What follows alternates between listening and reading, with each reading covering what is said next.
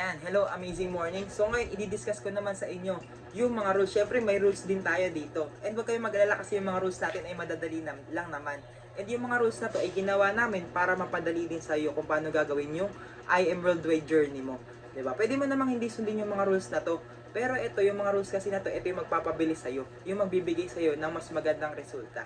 'Di ba? Kung ikaw hindi ka susunod sa rules na to, okay lang naman sa amin. Pero kay ikaw lang din naman yung mahihirapan, ikaw lang din naman yung tatagal sa journey mo dito sa Emerald Ride. So ayan, eto madadali lang naman yung mga rules natin, wag kang mag-alala. Syempre, eto pakita ko na unang-unang rule natin. Ito number 1, finish the videos. So kailangan tapusin mo lang yung mga videos na sinasend sa'yo. Panoorin mo lang. Lahat ng videos na naka-upload dito, panoorin mo lang para matuto ka. Kapag may sinend sa'yo na video yung mentor mo, yung taong nag-invite sa'yo dito, tapusin mo lang yung panoorin mo lang.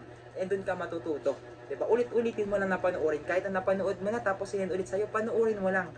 Para tumatak siya sa isip mo na kahit, kahit hindi mo na pinapanood, kahit na wala kang tinitignan, kaya mo nang tandaan kung ano yung sinabi sa video. So, finish all the videos. Kahit na napanood mo na, ulitin ko, kahit na napanood mo na isang video, sinend ulit sa'yo, panoorin mo lang.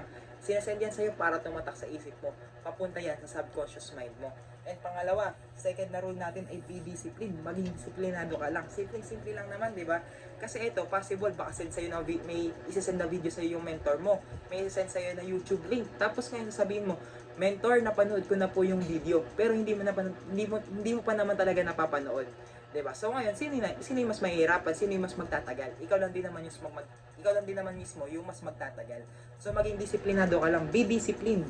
Yan, be disciplined. And next natin, number 3, notebook and pen. Kailangan meron kang sarili mong notebook and pen. 'Di ba? Pwede mo naman balikan yung mga videos natin, pwede mong panoorin yung mga videos natin. Pero alam mo ba, kapag sinusulat mo kasi yung isang bagay, mas tumatatak siya sa isip natin. Mas doon natin siya natatandaan. So kailangan ikaw din, meron kang sariling notebook and pen. Ako mismo siguro nakakalimang notebooks na ako dito sa I Am Worldwide.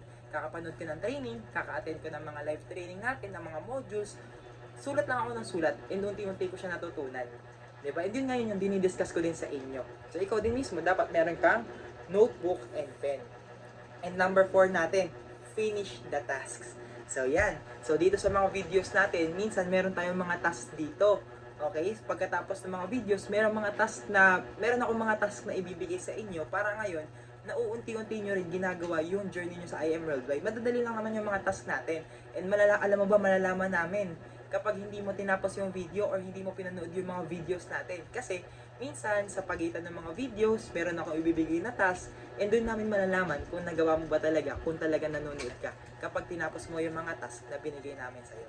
So yun, finish all the videos and finish all the tasks na ibibigay sa'yo. See you again on the next video.